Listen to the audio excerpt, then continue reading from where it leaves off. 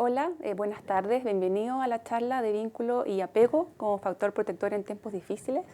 Mi nombre es Mireia Sepúlveda y soy psicóloga infanto-juvenil de Clínica Alemana. Lo que quisiera esta tarde es que pudiéramos revisar, pensar y reflexionar sobre ideas y aportes que la psicología nos hace, sobre todo en el contexto de las situaciones difíciles. Lo que veremos aplica para la vida en general, pero sobre todo para situaciones de cambio, de estrés o de dificultad. El temario entonces a revisar será el siguiente. El escenario actual, ver cómo nos afecta los aspectos centrales del vínculo y apego en contextos de dificultad, cómo se afectan los bebés y los niños y cómo cuidar nosotros a quienes queremos. ¿Qué es lo que podemos hacer? Entonces, primero es importante que revisemos cómo nos afecta vivir en situaciones difíciles o de mayor tensión. Esto tenemos que pensarlo como un periodo adverso que implica desplegar estrategias de adaptación. Se pierde cierta estabilidad, nos podemos sentir más vulnerables y esto sería algo normal. Hay un correlato físico y emocional. Esto quiere decir que vemos ciertas señales en nuestro cuerpo y también en términos psicológicos, como sentirnos más ansiosos o más preocupados. Y es necesario que nos adaptemos a esta nueva situación. Actualmente nos encontramos ante el escenario de una pandemia, donde el principal temor es que nos podamos contagiar o enfermar. Pero sin duda algo que va a ser muy difícil sortear son los efectos psicológicos que tiene justamente vivir con esta preocupación y vivir además en este contexto donde nos hemos tenido que aislar y donde nuestras rutinas han cambiado mucho. Entonces, teniendo eso como telón de fondo, tenemos que pensar cómo se afectan los bebés y los niños pequeños. Los bebés, por ejemplo, por sus características, no pueden expresar con palabras lo que sienten o piensan. En momentos de tensión podemos percibirlos como más demandantes. Podemos observar también cambios en sus patrones de alimentación o de sueño y podemos verlos o percibirlos como que están con una necesidad imperiosa de estar permanentemente acompañados. ¿Por qué es importante esto? Porque estos cambios, por ejemplo, que podemos ver en los patrones de alimentación o de sueño son normales. No podemos esperar que en un contexto de cambio la rutina siga de un modo normal. Y una manera que tiene el bebé o el niño de mostrar que algo le está pasando es a través de su conducta, justamente. Pensemos cómo les afecta a niños ya un poco más grandes, que ya tienen lenguaje.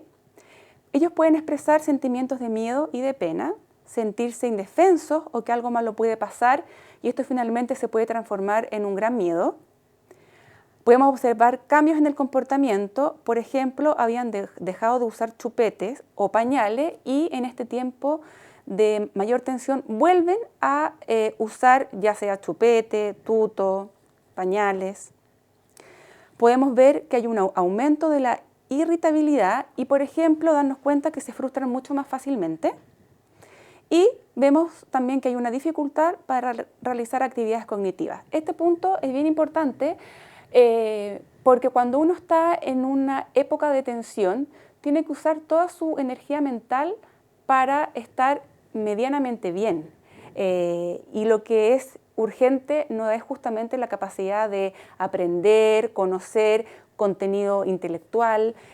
Por lo tanto, que los niños cuando están en la casa se les hace muy difícil enfrentarse a ciertas tareas escolares, por ejemplo, porque si están muy ansiosos o tienen mucho miedo, claramente su mente no está disponible para lograr aprendizaje, por mucho que yo me siente con él y quiera que haga sus tareas, por ejemplo. Entonces, desde la necesidad de adaptarnos aparece esta idea y es el tema que hoy les queremos compartir, porque el vínculo y el apego funcionan como un factor protector. Es importante que miremos nuestra historia humana y reflexionar acerca del vínculo de apego y pensar justamente que tenemos herramientas para adaptarnos y sobrevivir. Desde que nacemos necesitamos a otro ser humano para existir y entonces hay una relevancia de las relaciones afectivas en periodos de dificultad. Quizás no nos recordamos, pero desde que un bebé nace, lo primero que necesita para existir es el contacto humano, ya sea físico y emocional, con otro. Entonces, desde el principio de nuestra existencia, vemos que ante la adversidad lo que solemos hacer es buscar proximidad física y emocional con otras personas. Y en los periodos de tensión, esto a lo largo de toda la vida es algo a lo que nosotros sin duda que podemos apelar. ¿Ya? Esto no es algo exclusivo de los bebés. Si bien es más fácil, es más claro observarlo en ellos, esto es algo que nos acompaña a lo largo de toda nuestra existencia. Entonces, para poder entender esto, vamos a ir a 3 conceptos centrales que nos entrega Bowlby, que es el creador de la teoría del apego, que nos va a servir para poder comprenderlo. Y lo que está a la base son 3 supuestos centrales. El primero es que tendríamos una motivación primaria. ¿Qué quiere decir esto? Que los seres humanos estamos innatamente preparados para formar relaciones de apego con nuestros cuidadores principales. Y esto sirve justamente para la supervivencia física y psíquica. Por lo tanto, las relaciones de apego funcionan para proteger. Y entonces, en momentos de estrés o de separación, y esto es importante, se activan las conductas de apego. ¿Cuáles son estas conductas? Por ejemplo, sonreír, llorar, alzar los brazos, balbucear, gritar. Esto es importante porque lo que plantea Bowlby es que estas conductas se activan cuando yo percibo una situación de estrés, pero también cuando me están separando de mi cuidador principal. Entonces, a modo de resumen de estos principales conceptos, tenemos acá que desde que nacemos estaríamos buscando establecer relaciones significativas y permanentes con otros. Esto justamente para asegurarnos la supervivencia física y psíquica, especialmente en momentos de estrés y de separación. Por lo tanto, el adulto tiene un rol de contención, está para contener, está disponible emocionalmente de una manera segura. Y esto implica un concepto que tiene que ver con que los adultos tenemos que ser sensibles justamente a las necesidades de los niños. Y esto es algo que se activa y que podemos observar principalmente en las madres que han dado a luz hace poco tiempo. Pero también es una sensibilidad que se va desarrollando a lo largo de toda nuestra vida. Entonces es importante que nosotros nos logremos conectar con nuestra sensibilidad para desde ahí sintonizar con nuestros hijos y poder darnos cuenta cuáles son las necesidades emocionales que ellos tienen. ¿Por qué es tan importante también el vínculo y el apego? Porque el apego y la conducta exploratoria son complementarias. Por lo tanto, como vemos en esta imagen, hay un bebé que está pudiendo jugar en compañía de su madre. Y es posible que pueda explorar el contexto y el ambiente porque se siente seguro. En el caso que uno no se sienta seguro, lo que hace es replegarse. Por lo tanto, para que un niño pueda luego estudiar, aprender y tener curiosidad por el mundo externo, lo primero que tiene que hacer es sentirse seguro con su vínculo afectivo.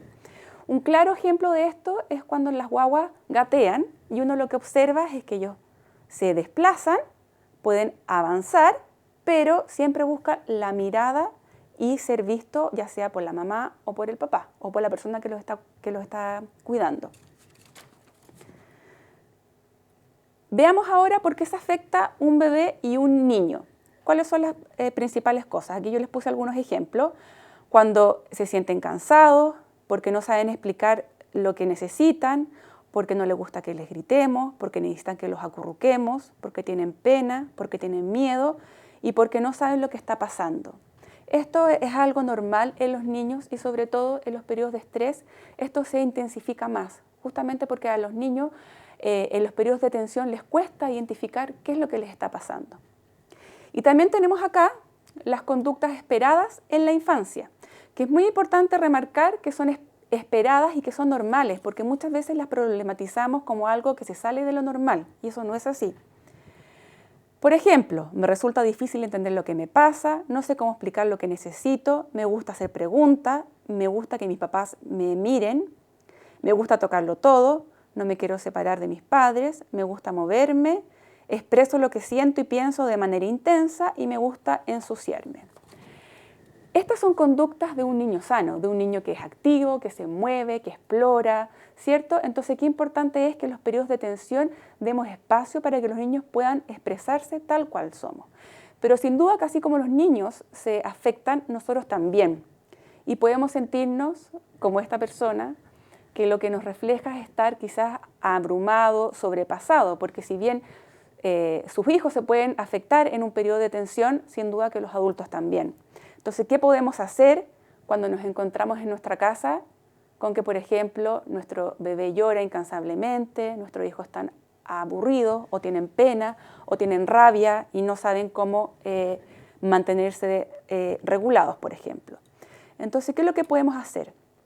Y aquí vamos a revisar algo que es súper concreto y que es muy llevable a lo cotidiano, que tiene que ver con la importancia de la contención, sobre todo en los bebés y en los niños pequeños. Esto tiene que ver con estos tres aspectos, con el contacto físico, con el contacto visual y con la vocalización. Como vemos en la imagen, el contacto físico habla justamente de eso, de la posibilidad de ser sostenido, de ser tocado por el otro. En el contacto visual lo que es importante es la mirada, y no hay nada más importante para un niño que ser mirado por sus padres de un modo que denote alegría, felicidad y amor. Y la vocalización es algo muy importante porque las palabras pueden calmar una canción, leer un cuento. Entonces, si nos damos cuenta, esas son tres acciones que se pueden aplicar en lo cotidiano. Lo que podemos hacer también es resguardar las necesidades emocionales de nuestros niños. Y como vemos en esta imagen, vemos cómo este niño está reconfortado sobre su padre. Entonces, quizás más que preocuparnos de las exigencias de lo que tienen que cumplir en el colegio o del ordenado que tiene que tener su pieza, primero debemos atender las necesidades psicológicas que nuestro hijo tiene a través de una relación amorosa y comprensiva. Y esto va a implicar que seamos flexibles y que bajemos nuestra exigencia con ellos. Por ejemplo, nuestros hijos pueden presentar dificultades con la alimentación. En periodos de tensión, debido a la mayor ansiedad que ellos experimentan, pueden tener ganas de comer mayor cantidad de alimento o querer comer solamente cosas ricas, o en el otro caso que no quieran comer y que quizás lo que busquen es que nosotros nos sentemos y los acompañemos. Quizás nosotros sabemos que nuestro hijo ya es autónomo y puede comer solo, pero qué importante es quizás que nos tomemos el tiempo y que los acompañemos. No porque no puedan, sino porque justamente lo que ellos necesitan y lo que nos están transmitiendo es que ellos sí lo pueden hacer, pero lo que quieren es sentirnos cerca. Por lo tanto, debemos ser más flexibles en relación, sobre todo al tema de la alimentación y sueño. Quizás nosotros también estamos cansados y esperamos que nuestros hijos se puedan acostar temprano, de manera autónoma, pero lo que sucede es que a lo mejor necesitan que los acompañemos, se despiertan a lo mejor en las noches, se quieren pasar a nuestra cama y ahí también tenemos que ser flexibles. Sobre todo con los niños pequeños que no pueden poner en palabra cómo se están sintiendo. También, como vemos en esta imagen, este niño también está claramente confortado en los brazos de este padre y lo importante es que nosotros demos espacio para conversar con nuestros hijos, para jugar y así juntos poder construir momentos que son significativos durante el día. El juego en compañía de nuestros hijos disminuye significativamente el estrés. Por lo tanto, si nuestro hijo está más irritable, vemos que está cansado, vemos que está con una baja de ánimo, que está muy ansioso, que se mueve mucho, lo que podemos hacer es proponerle hacer una actividad junta. Algún juego libre que él nos proponga, si son más grandes que podamos conversar, que aprovechemos esta instancia justamente para que dialoguemos y podamos conocer a nuestros hijos y ver lo que ellos piensan. También lo otro que podemos hacer, como en esta imagen, vemos ya a esta niña un poco más grande, es justamente entender que cuando estamos en un periodo de tensión, no vamos a poder responder a las exigencias o a las actividades que generalmente realizamos de la misma manera. Esto quiere decir que no es momento para exigirle. Tenemos que darle más tiempo para realizar, por ejemplo, actividades intelectuales, para leerse el libro que le están pidiendo en el colegio. No transmitirle que lo único que queremos es que ellos vuelvan a una normalidad aparente cuando lo que está pasando en su mente es que están preocupados y es que están ansiosos. Entonces es muy importante que bajemos las expectativas y que le transmitamos que nosotros confiamos en que ellos son capaces de hacer muchas cosas, pero que no lo perciban como una sobreexigencia nuestra. Otro punto que es importante y que podemos implementar es la importancia de las rutinas. ¿Por qué? Porque esto permite que el niño pueda comprender y anticiparse a lo que viene. Y esto permite que entonces el niño comience a internalizar el tiempo y pueda tener un orden y por lo tanto pueda predecir lo que va a suceder y por lo tanto esto genera confianza en sí mismo y en su entorno y sobre todo en los padres. No se trata con que tengamos una rutina rígida, pero sin duda si vamos marcando ciertos hitos durante el día, el niño va entendiendo de qué se va tratando, que existe un tiempo para levantarse, un tiempo para almorzar, para jugar, para hacer tareas y para acostarme, por ejemplo. ¿Qué hacer sobre todo cuando nos encontramos en un momento de tensión donde nuestro hijo se puede quizás afectar, frustrar por algo y nosotros quizás no sabemos muy bien cómo responder? Como lo vemos en esta siguiente imagen de los momentos de tensión, algo que es muy importante, quizás es lo más significativo, es mantener la calma. Esto puede sonar obvio, pero al mismo tiempo difícil, pero si no mantenemos la calma, todo lo que hagamos después va a ser recibido por el niño de una mala manera. Y además tenemos que pensar que nosotros estamos modelando justamente un comportamiento y un aprendizaje en nuestro hijo. Otro punto importante es ponerse a su altura, en términos físicos y también en términos emocionales, comprender por qué se frustró, por qué se enojó, qué es lo que le puede estar pasando. Y entonces hablarle en un tono pausado para intentar explicar y comprender qué es lo que le puede estar pasando. Por lo tanto, no hay que castigar, porque eso sería en el fondo apagar el fuego con benzina. Y es importante esta función, que es poner en palabras las emociones del niño, que es un rol de los padres que tiene que ver con el mentalizar, con el simbolizar. Y esto al niño le trae mucha tranquilidad porque existe una persona que es significativa, que me puede leer, que puede darme luces de lo que me está pasando. Y finalmente, en los momentos de tensión, ofrecer alternativas, intentar que usted en conjunto con su hijo puedan buscar soluciones. Otra cosa que es muy importante es resguardar las necesidades de los niños, y esto tiene que ver principalmente con lo siguiente: con el juego, con actividades que promuevan la creatividad, con la expresión artística y con la lectura.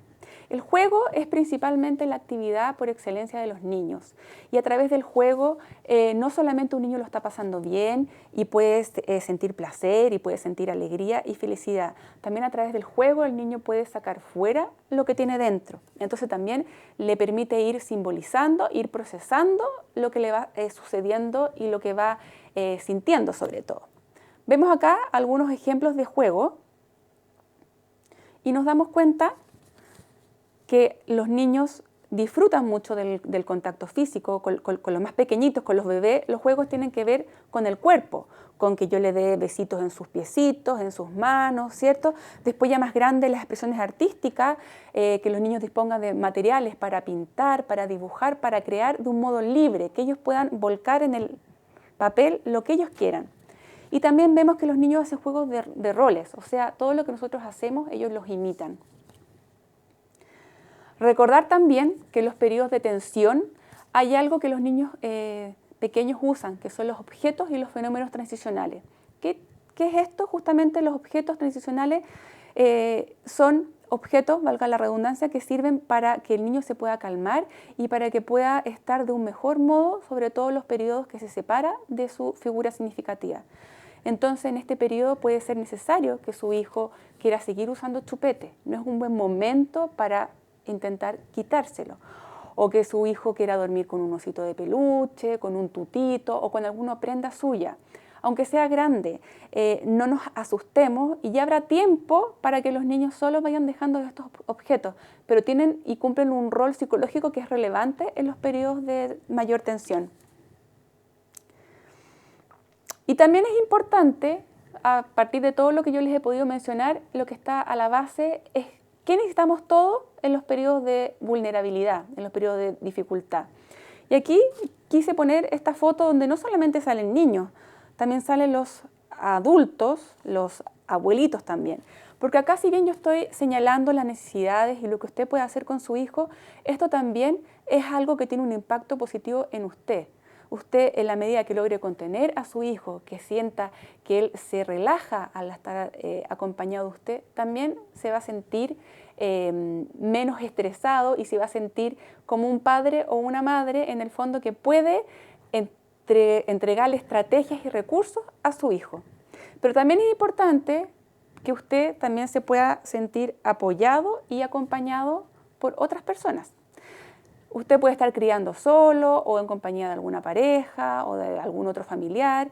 Sea como sea su situación, lo importante es activar las redes de apoyo, porque sentirnos apoyados y acompañados y que nosotros también tengamos lugar para expresar cómo nos vamos sintiendo va a ser algo importante. También quisiera compartir con ustedes esta imagen, que si se dan cuenta es un cerebro que está formado de manos. ¿Y por qué es importante esto? Para recordar que nuestro cerebro se nutre de los afectos y de los vínculos humanos. Y en tiempos de dificultad existe un gran aprendizaje emocional y social. Y este cerebro se va a nutrir intensamente. Y en la memoria de su hijo va a quedar este recuerdo de cómo fue esta experiencia de vivir junto a usted algún periodo de tensión o de cambio. Y este aprendizaje va a quedar justamente ahí disponible para los próximos hechos que él pueda vivir a lo largo de su vida que sean de dificultad. Por lo tanto, este es un tiempo de ajustar expectativas, darme tiempo para adaptarme a los cambios, activar las redes de apoyo y sobre todo ser sensible a las necesidades de los niños. Ellos cuentan con nosotros para poder calmarse, para poder sentirse reconfortados. Entonces, qué importante es que nosotros hagamos el ejercicio y el esfuerzo de entregarles a ellos justamente tranquilidad y la seguridad que ellos necesitan. Finalmente, quiero compartir con ustedes algunas páginas que son importantes donde ustedes pueden acceder a información al día y actualizada. Ahí ustedes después pueden chequearlo. Y, por supuesto, voy a estar atentas a sus preguntas y a sus comentarios para poder responderla después de finalizar esta charla. Espero que les haya servido. Le doy muchas gracias a las personas que se pudieron conectar hoy día con nosotros y los esperamos en un próximo encuentro. Muchas gracias.